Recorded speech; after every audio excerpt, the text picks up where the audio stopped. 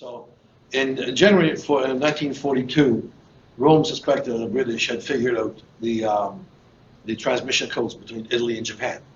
Because Italy and Japan started to talk way before that about when the whole axis formed between Germany, Japan, and Italy. So these new codes were going to be provided to Tokyo in which to communicate safely. Excluding land transport, that was another question. The other option was that they thought was going to be sea. But then when they looked at all the costs of transport by sea, surface ships or submarines and what have you, it was decided by the Nazi authorities in Berlin that transport the codes equipment by air was a lot easier.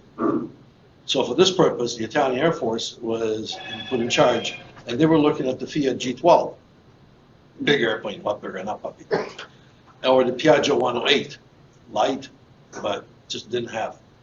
They were considered, but the choice eventually went to the Savoia Marchetti 75 GA. The GA stood for Grande Autonomia, which meant long distance, long range. This was an executive decision that was made by the commander of the Nucleo Comunicazione Lati. Lati stood for Linee Aeree Transcontinentali Italiane, which meant Italian Transcontinental Airline. It was done by the legal office. Everything was covered. This was all directed by Mussolini because he wanted everything done on paper properly. So the 75 was chosen. So at that point there, the airline company said, okay, we're going to take three aircrafts right off the production line.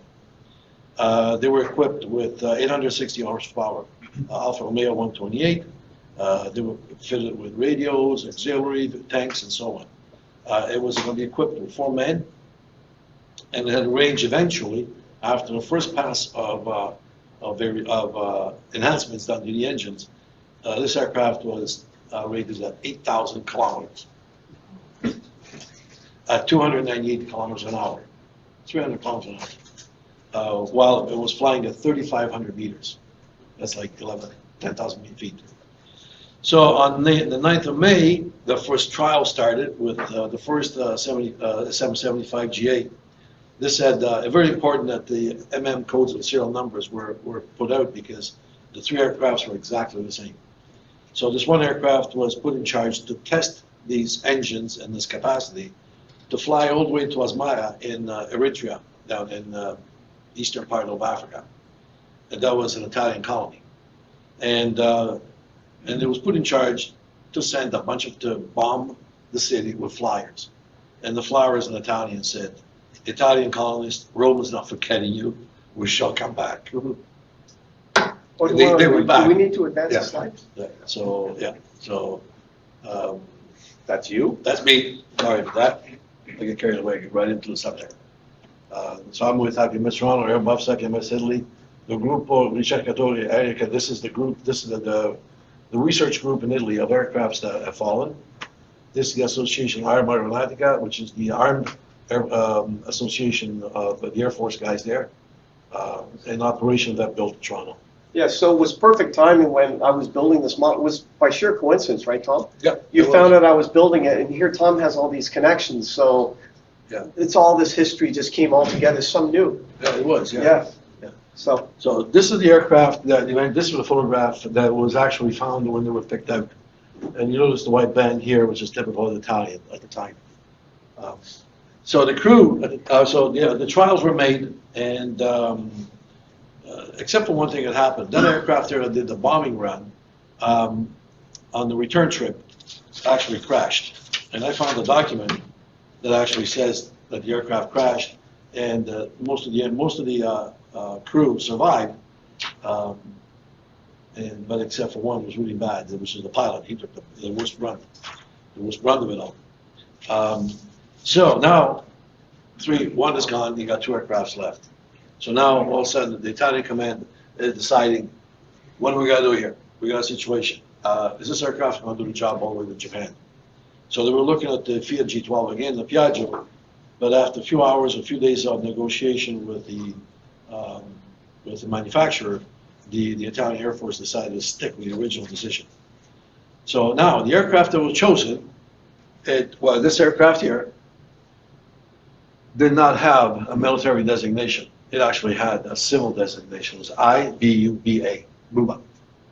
Interesting because It was the first of a series that the Italian Air Force was decided to issue.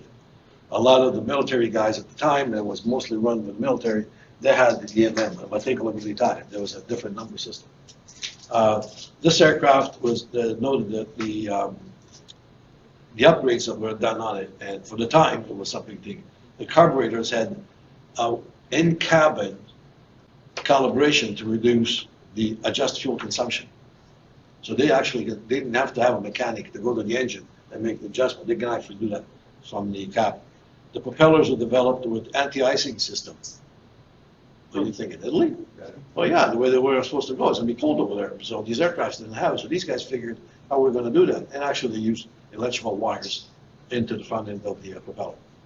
And the radios were designed for long distance connections with additional instrumentation to monitor the interference and receivability. The crew was Colonel Mocatelli, that was assigned to command, who brought together Mario Corti, Ernesto Mazzotti, Maresciallo Ernesto Leone, the Capitano di Publio Maggini. The Capitano, this guy here, the Publio Maggini, is very interesting to notice. He's the one that came up with a tracking system while they were flying, with these two watches. And they were specifically designed to his specification how they're going to do it. With these two watches and the astronomical, if you will, look at the stars, he managed to keep the flight straight and narrow all the way there. Which is all the way from Rome Yep. across Harvey, USSR. what's the first dog leg in it? It looks like a city or something. What, here? These ones here? No, not those, the horizontal, keep going. Oh, Right about there, what's that? Odessa. Oh, okay. Oh, this- Odessa, yeah. Crimea, yeah, they, fueled there or just? yeah, Yeah, that was Odessa. Zaporizhia. Yeah, Odessa was actually on the return trip. They had to stop. Yeah. Yeah. Ukraine, I mean, hey, yeah, they had to stop over there and refuel because they had there was an Italian-German base there, Right. see, when it was occupied in World War II. So anyway, so this is the interesting part. There was a number of people that wanted to get on board with this. And these were like between scientists, political people, military high class, Japanese, Indian, Italian, well-to-do people that wanted to pay their way there. But the Air Force says, no, this is it. So, but the only thing that the crew was able to take was they were restricted to one handgun each, the Beretta, 2 machine guns, Beretta, the Mod 38, 1,000 rounds of ammunition for each personal defense, 10 kilos, a total of 10 kilos of food and some medicine, 10 liters of water and coffee for the flight, and a burner for the coffee. You gotta have a special too, no? Oh, Italian. No macchinetta. Well, I like that, is it? But the thing is, the burner was the only heat source they had. So that was the thing. Do you have any cannolis? No? Probably, they probably ran out after the first half hour. Anyway, so and then they had also the additional weight of the documents that they delivered to the Italian embassy with the cipher machine and just those little gadgets here and there. The second order they had from the Regia was that in case of trouble, you have to crash, you got to burn everything, like really, and defend yourself in case something happens. But they had to burn the envelopes, the machine, everything. As far as the foreign affairs now on the Japanese side, the Japanese government feared the communication that if it fell in the Soviet area, Soviet governed area, all of this whole area here, see, they'll fly right over. And then the Russians had a handle on this material. It could disrupt the relationship they had, which it was peace that was signed back in April of 1941. So what happened is that, and the possibility even to retrieve these codes, because now Germany has to start all over again. So Colonel, pardon me, but Moriakira Shimutsu, yeah, he tried to block the mission on the Japanese embassy, but it was too late. Decision was made. This aircraft is loaded. It's going.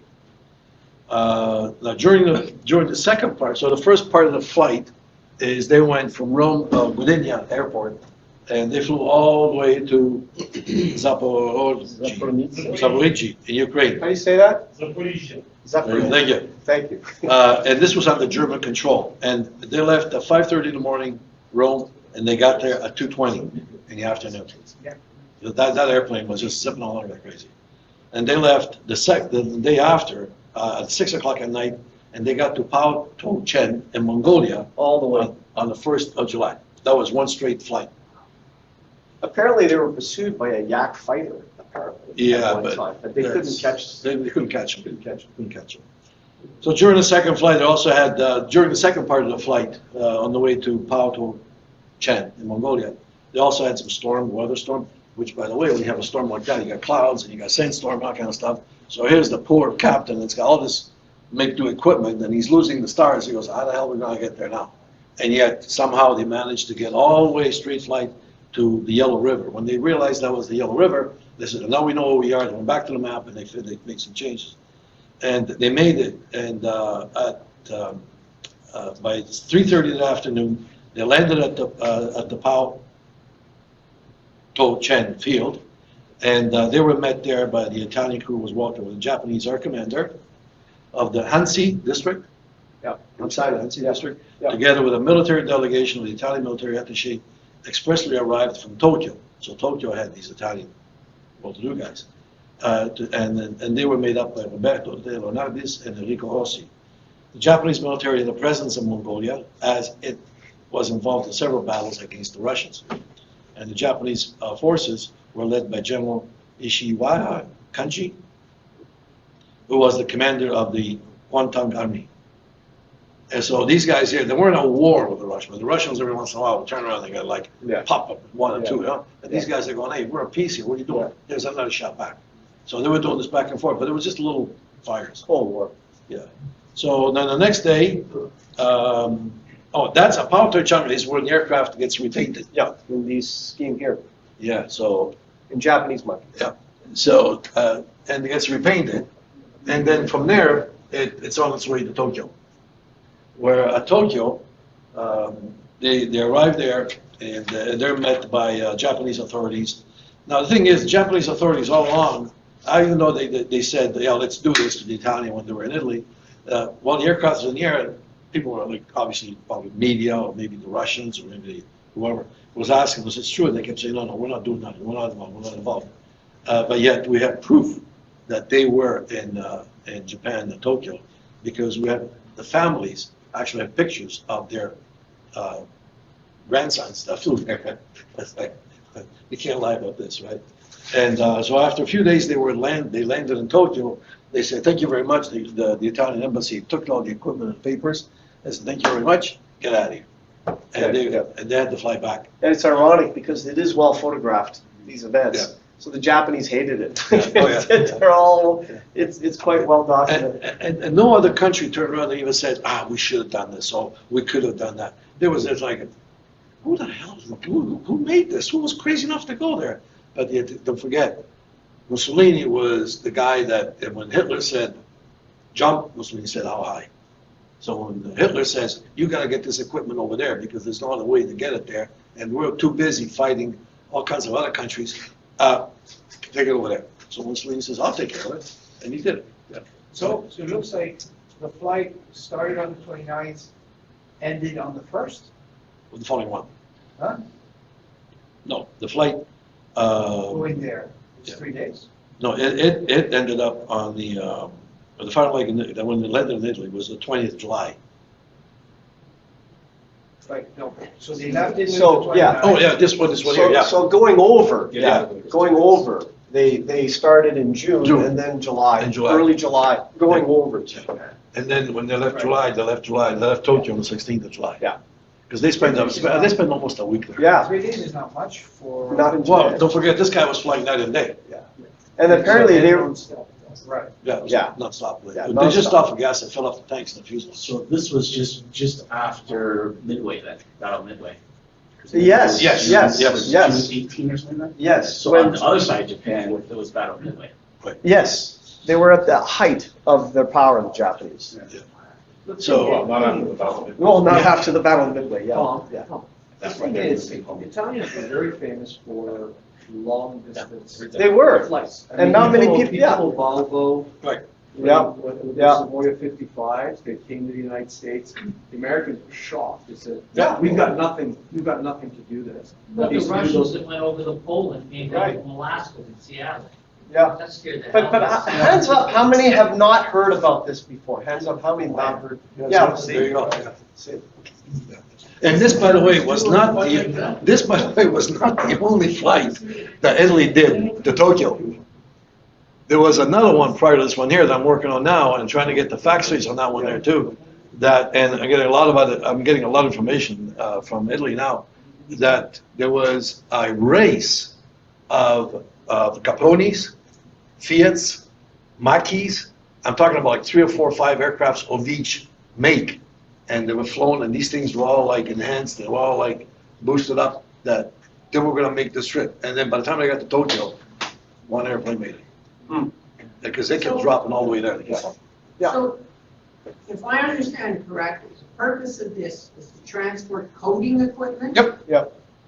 Because they thought that, they thought the Allies had broken the Well, code. they did. Yeah, so they gotta send new Not code the books. Japanese, sorry, the Italian naval code was broken. Yeah. Yeah, that was broken, but we're talking about the, what a lot of people talk about, the other German code, the So the- machine. Yeah. The Well, Enigma. this is the code books between the Italy, Germany, and Japan. Yeah.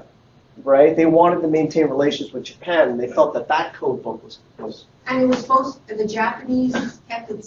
Yeah, because they were still at peace with Russia, That's right. Okay. right? And they don't want to piss off the Russians by flying one of their aircraft over Russian airspace. Well, it occurs to me, and I appreciate everything you've done here, but seems to me it'd be a lot more simpler to put it on an Italian submarine and sail it to Which Japan.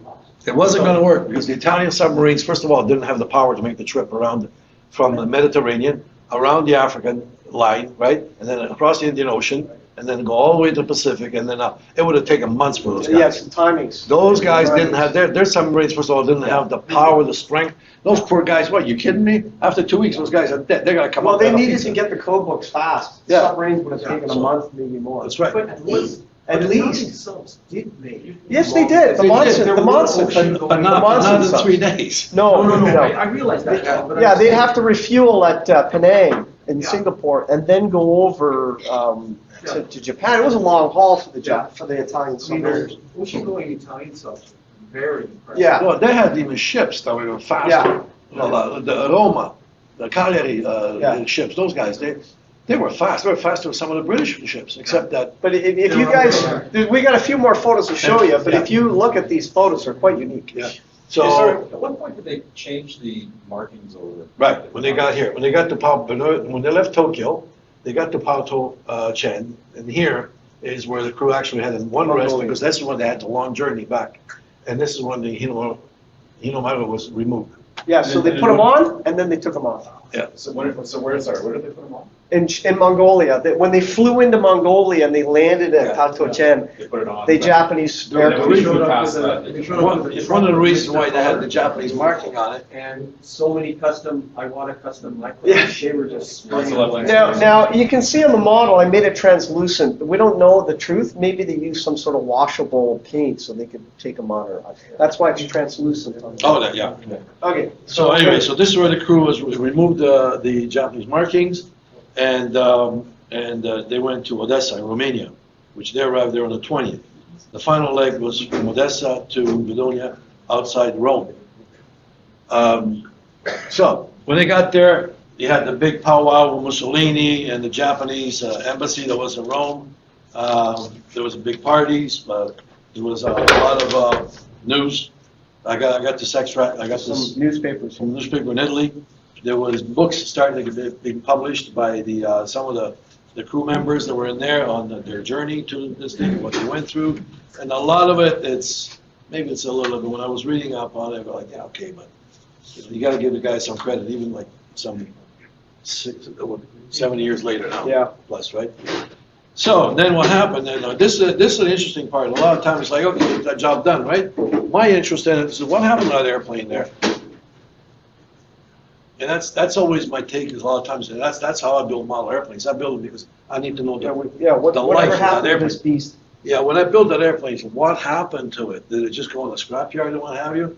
Well, it turns out that this aircraft here, after about a year that was sitting on the farm, it was, the Italian leader had to do another mission, and then the bombing mission. This is going to be a heavy-duty jumping bombing mission. And on top of that, an Italian engineer came up with a new bombing site. That was called the Giozza. And the Giozza it worked both. It didn't work from high altitude like a lot of the American bombers did. It also worked at low altitude, and it took everything in consideration. So there was very little that the bomber had to do, because everything was all fed in by these different numbers, and you knew what the altitude was, what the speed was, and all that, and it was just release them, and it did the job for you. So it was almost like idiot-proof. So now remember, there were 3 aircrafts that were built, right, for that, and one of them crashed. So the 2 left. So the IBUBA, which is the one that did the flight, and then there was another one, the ITAMO.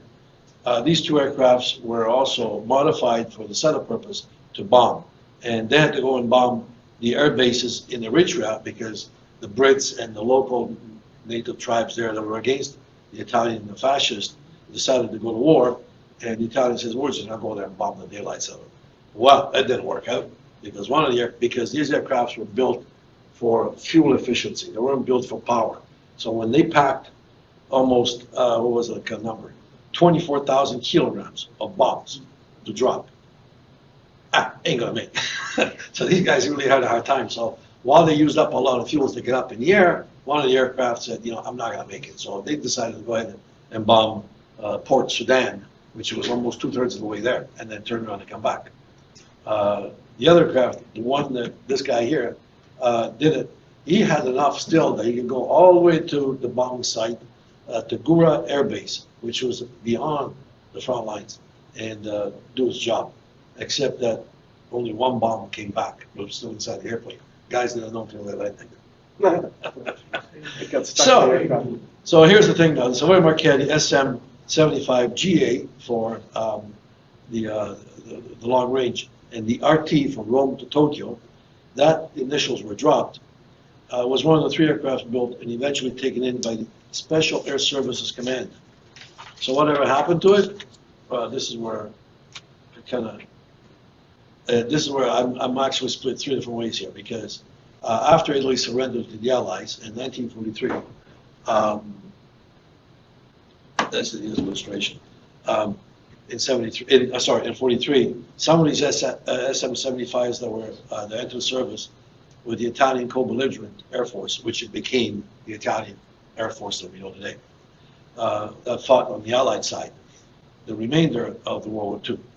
Also, Germany seized a number of these SM-75, and which entered civil service. Remember, these aircraft were built for civil service, not for bombing, with the Luftwaffe. So they went there. So only a few of the other SM-75 survived the war and remained mostly in civil service with other countries. So one of the leads I have is the one that I'm going after. It probably landed somewhere in Africa after it did the drop. Or if it did go back to Italy, it was probably, they got called out by the Germans, but the Germans kept them going a lot longer than the Italians did. Because after the Americans got together with them, they just kind of took over the Air Force, and a lot of the Italian aircrafts were shoved aside. This one here, what I'm being told is most likely went to Germany. So I'm in touch with these old Lufthansa guys that have these records, and they have records of Italian airplane with the MM number on it. So they're doing some work and trying to trace it. So what was the fate? The search continues. So my credits go to Reggio Aeronautica of Raids and Mission Specials. Raid is not like we know in English raid. Raid, for this purpose, in Italian means flight. Magini Publio, the gentleman that wrote the book on the experience of the secret mission to Tokyo, the secret Italian air raid to Rome and Tokyo, the air flight. My personal discussion with various retired members of the Italian Air Force, the Association Harvey Aeronautica, and many others, telephones, personal one-on-one. Kenneth Worrell was another gentleman I got in touch with. He wrote the World War II German distance flight. It was a fraud record. Because the Germans, they always said, I got nothing to do with it. I bet you told Mussolini. I didn't do it. It's like, give me a break. I know nothing. I know nothing. And the airspace historian, number 2. Yeah. But this is the kind of posters that the Japanese put out. right? See, now notice it's still got the Italian marking there. Right, yeah, and, But it's Japanese, it's right? Japanese, Yeah. yeah, so it just shows the tri-modal streets on the Tokyo.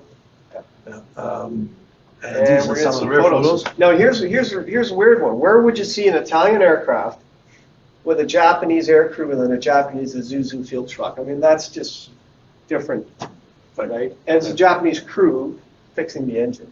So this is probably over in Mongolia. Mongolia, yeah. Tom? Yep.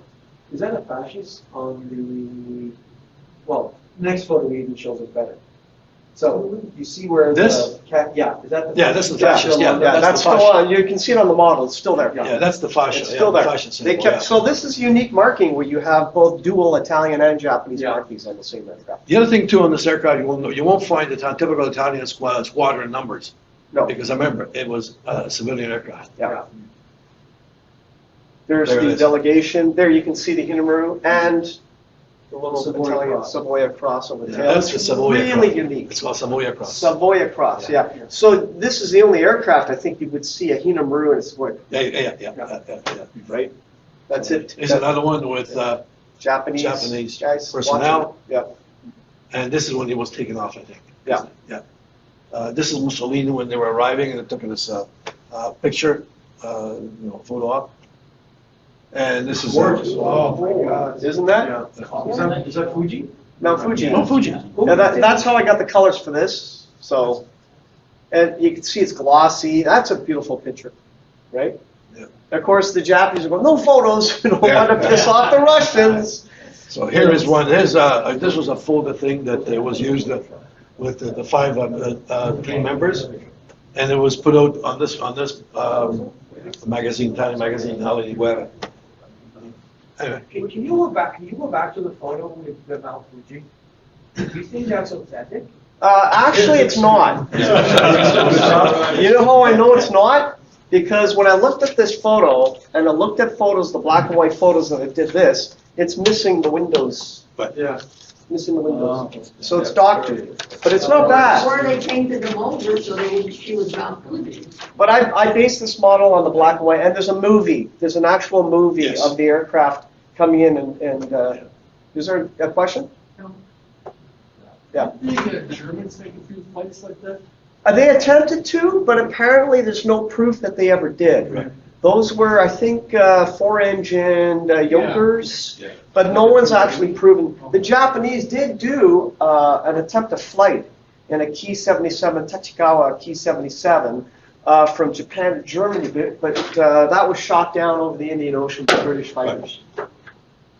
So, That's a very good question. How Yeah. do they keep a weight for their flight? I guess they were popping pills the whole time. Espresso. espresso, yeah. No, they were. Yeah. No, the trick was there was a cot in there, and the guys because the idea was to have 4 guys in there and 1 guy to take turns. So they would just rotate. Yeah. Somebody go to sleep. But don't forget, the flights were like less than 8 hours, except for the long one. And the long one kept everybody busy because Yeah. they had to stay in the air. Yeah. They had to fly. They until were last shot night. at by Soviet anti-aircraft guns. Yeah. They were attacked by a Yak fighter, Yeah. so it was pretty hairy. So I got a question for you. Why did they not take it further southward than over Russia? Fuel. Oh, it was just It's a fuel. great So circle. they decided to dare to go over Russia and to figure out, first of all, they had to figure out, Pablo Mancini, his job was, you're gonna give us the route to get there. But when we go over Russia, we're gonna get shot at.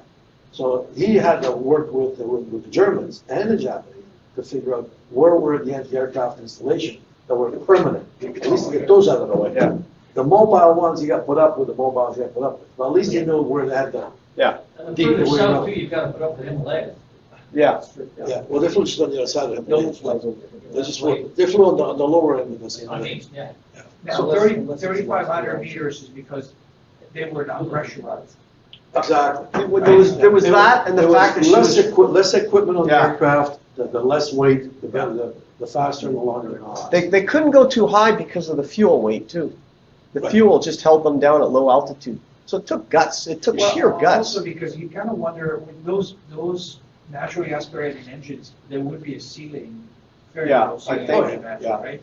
Which is not being able to suck enough oxygen to run. Even the engines themselves, they strip stuff off it that, like, we need this here, that doesn't work, we don't care. Like if the aircraft, a lot of the aircraft, when they fly on the side, sometimes they had the carburetor ball, like, get the thing out of there, we don't need it, because we're just gonna fly straight, so. Just by coincidence, with Tom's help, as this project came along, I've always wanted to do this aircraft. And the only game in town, well, there's two. There's a Bro Plan vacuum form kit, and there's this one. Balaton Models does one in resin. But here's the problem. It's a civil one, and if you look at the tail, it's completely different than this one. This one has the tail pretty much as an SM-82. So I had to do some modifications, so it's work. You guys are ever building these resin kits, though? They are not Tamiya and Edward kits. It's everything. This is the cockpit. It's all resin. It's not bad. It came with the passenger seats, but you can't see it. I left them out. The only thing that I did was I did cover up all the windows. See, I put a piece of styrene there, and I blocked the windows off because the aircraft, as you see, that did the flight only had two in the back and a two pair up front. So I had to cover off most of the windows. That's the cockpit of it. You can kind of see it. Actually, maybe we can shut the lights and get a better idea. 72nd scale, as you know. And these kits are built to fit in small boxes by Balaton. So you have to join the fuselage together and the wings. Now, here's where my bailiwick of judging at shows. When you do this, it's a shitload of work to get this thing pure, aligned, no seam. And I still say it, like, if you go to a show, it's up against a Tamiya and Edward kit, and we just haven't gone past that scope of effort. It's my only bailiwick, because if you do want to do well at shows, build a Tamiya kit. Don't do one of these. Yeah. Don't do one of these. But you'll end up with a unique aircraft. This is how bad the resin is in the kit. This is the tail area. It warps. And I usually put it in boiling water and warp it back, and it seems to work. See, there's the front half of the fuselage showing the styrene I used. And by the way, this is now coming up in the July or June issue, June or July issue of Scale Aircraft Modeling. When I submitted this article to Gary Hatcher at SAM, he's in the UK, he had no idea, too. Had no idea the story. And he actually sent me an email and says, "Is this fiction?" I said, "No, Gary, this is not fiction." And when I sent him the photos, he said, "Oh my God, I gotta have this." So it's coming out soon. This is what I had to do to mount the wings. Brass rods, like it's old school modeling, right? I had to see, look, the wing has to fit on the end. You have to sand it. It's a lot of work, but you end up with something unique. See? Now, how do you put the wing on, and where does it? I use a piece of paper as a template. Basically, I trace that from the wing, I kind of position it on the fuselage, draw around it, and that's how I get the alignment going. And look, there's a ton of epoxy putty filler on this sucker. It's a lot of work, right? That's the wing finally, where there's no seam. It took a long time, a lot of primer. Did you scribe that, or? I did, yeah, I did. So it was nothing there? No. And don't forget, though, this aircraft were wood, so don't chip it. Yeah. Don't chip it, except the engine. Now, I had to redo the tail. That's the original kit tail, right here. And that's the plan from an SM-82, and it's basically, that's how this is basically a styrene that's basically cut and shaped. I didn't have a 3D printer at the time. I suppose I could do it now, easier, and that's the new tail fitted on. Styrene to replace anything that's old and broken and delicate and resin. You've got to do that, especially with the landing gear. Now, here's the interesting thing. And I asked Tom about this. We couldn't figure out what this thing is. This aircraft had this long pipe, and it comes out the bottom here. It's on the model, but right, Tom, you asked around, so no one seems to know what that's for. It seems to start in the radio room. We think it's maybe a messenger thing. Yeah. We were told it's probably something that they had to drop while they were flying. Something. It's not an exhaust. That's not exhaust. No, because it's in the middle. The exhaust pipes. Again, to cut back on weight. Oh, was that a misfetch? These exhaust pipes on some of these models went out all the way up to here. So they had to cut them short just to cut back another 3 kilos. Right. So this one we don't know, but I put it on the toilet. What? From the toilet. Could be a toilet. It emanates from the radio room. I have no idea. For one, that would have been the place to put the homing pit in. Ah, right, drop a pigeon out of the air. Animal cruelty, there's the pipe. Except in this case, the whole picture's getting sucked out at 300. Yeah. That's just painting it, modulation, I won't spend too much time, I like to modulate my models, so. These are some of the weathering products, I do weather my aircraft. Now the finished model, you'll see it here, that's what it is. You got it here, so I'm not gonna. I wonder what it looks like in person. Yeah. Now you notice the exhaust, very unique on this thing, and you'll see it on the model. It's only on the left side, and you can clearly see it in the photos. It's very pronounced, and it's coming from this forward exhaust here. It's just really, really dirty down the back, and you can kind of see it starting in the photo, like that's up here. That's what I've done here, and you can actually see. You can see the Italian markings underneath. Mhm. See? Oh, that's on, that was there, yeah. Yeah. Now these are just the weathering. You can see the model here. But this is look at the exhaust. Say, Harvey, the markings, did you mask them over the decal? Or? Yeah, over decal. Yep. And just sprayed light coats of Hinamaru red. So you can see come through it. Yeah. So what's the speculation? The Japanese would have sprayed over, or did Could have they been, but probably or with did like they a have- water soluble. They Yeah. have a giant decal. Because it was clean. It was. If you look at the Hinamaru, it's very round. So I suspected it was a stencil. Water soluble, water Must be. off in rain. I don't know, but clearly they had to have something that they could remove quickly. So I have no idea. I have no idea. But here's a bunch of modelers. Shut up, you losers, you. So here's the stain, right? And so it's kicking up mud here too. So I put that on the model as well. Tom, did you get those photos? Oh, they're on some Tom got somewhere on the You can internet. extract those from the link I gave you. So here, Yeah. you can see it on the model. Now that was not easy to do. But this, you want to tell them about this? Oh, now this, how can I not talk about this, Tom? So nobody makes that marking. Nobody. And it's in the photographs. And so that's what I called Tom. And Tom made it for me. Can you tell them how you made that? Well, I got in touch with a couple of buddies of mine, and one of them being a graphic artist that works for a Japanese company. He does a lot of CG work. So when I gave him the picture, I said, can you make or can you do whatever, you know? So he extracted the picture that's on the aircraft that you saw earlier, that's slanted. And when he put it through his computer program, he straightened it out. And then between him and I, we kind of did the touch-ups on it. Yeah. And then he goes, that's it, that's all I can do for you. I said, that's fine. You can see what this one here. So he took that, and he said it's all on an angle, and you had to straighten it all out and bring it up. So there was an awful lot of that stuff he had to do. And Yeah, it really worked out. If you printed it out on your and then, inkjet. and then he was stuck because he couldn't get it to print. So I had to get back to my buddy and go like, how do I print this on this HP printer? And he went like, do this and do that, the other thing, blah, blah, blah. It was like half an hour on trying to configure stuff out. And there it goes. And I gave him like a dozen different sizes and colors and stuff. How did you print white? So it wasn't white. It's like it's a reverse. So in other words, it's cut through. So I had to paint white underneath, and then the decal goes on top of it. Oh, okay. Well, Right? And luckily, when you see photos, there's a dark area around it, so it all works out. So it worked out. It all Because works one of the out. tricks I had was, I'm gonna do this on white paper.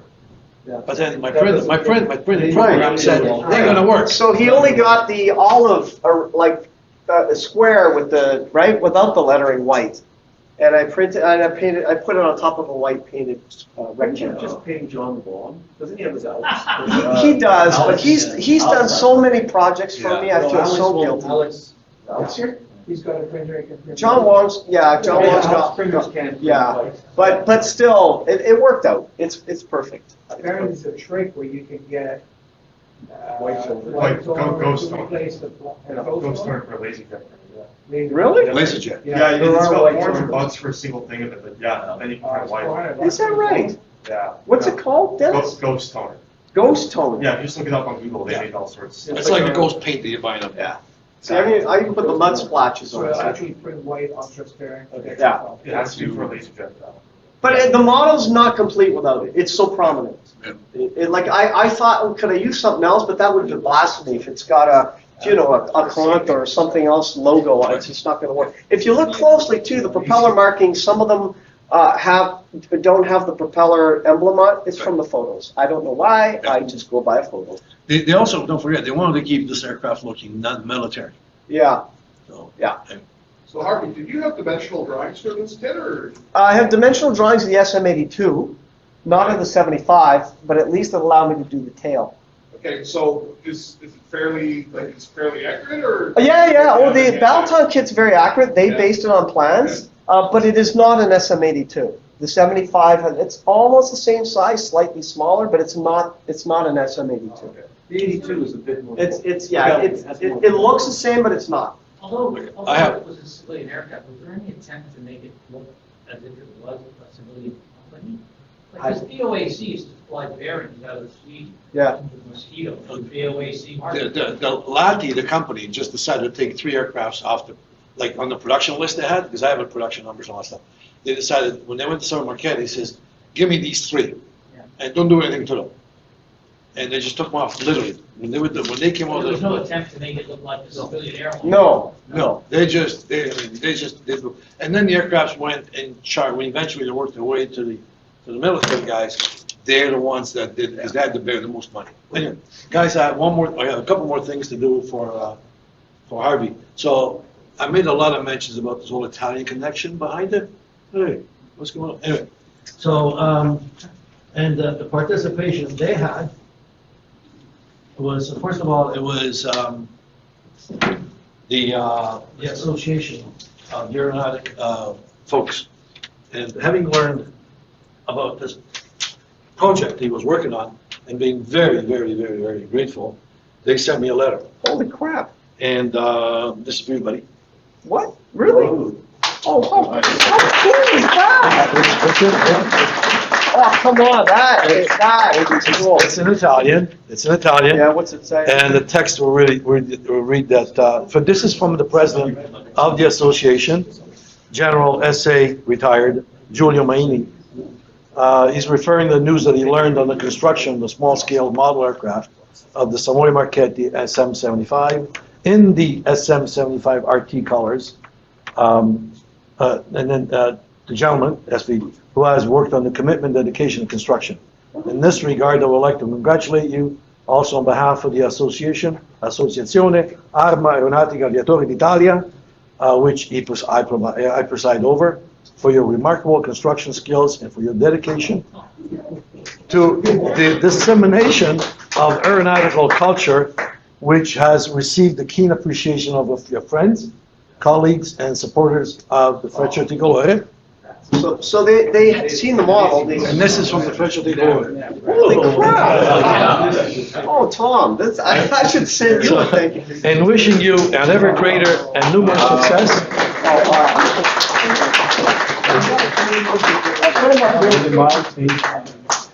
And numerous successes for the passion you dedicated to vintage model aircrafts. And I take this opportunity to send you all the best. Again, compliments on a strong handshake. Oh, wow. So, That's and, great. yeah, so That's cool. Just send basically, me that the other too. English part was mine. Thank you. That. Guys, Tom, that's a surprise. Then what my contacts in Italy, my eventually go to the contacts in Italy. Yeah. Oh my That's the God. towel in case you want to cry. This is the book on one of the last books on the Freccia Tricolore that they published. There's another one coming out. You will get that one too. Really? And I don't know what's in here. What is that? There's peril. I think it's dog tags. Really? Really? I didn't have a chance to etch anything out, so you have to do that. Tom, So these, anyway, so there's more. They told me there's more stuff coming. really? And they've seen pictures of all this stuff? Well, they saw the picture you sent me. You were building, and that was enough of these guys to go nuts. Wow, well, send them, I'll send you a whole bunch more and you can send them on. Yeah, I just sent some nice Well, pictures. thank you. These guys will be more than happy just with just a couple of pictures of What? you holding those things. Yeah, oh, yeah, we'll do that. We'll do that, and We'll do that properly. Yeah, we'll do that, and Yeah, maybe tonight after the. All the best to continue this great work you do, man. Thank you, guys. That's- Tom, thank you.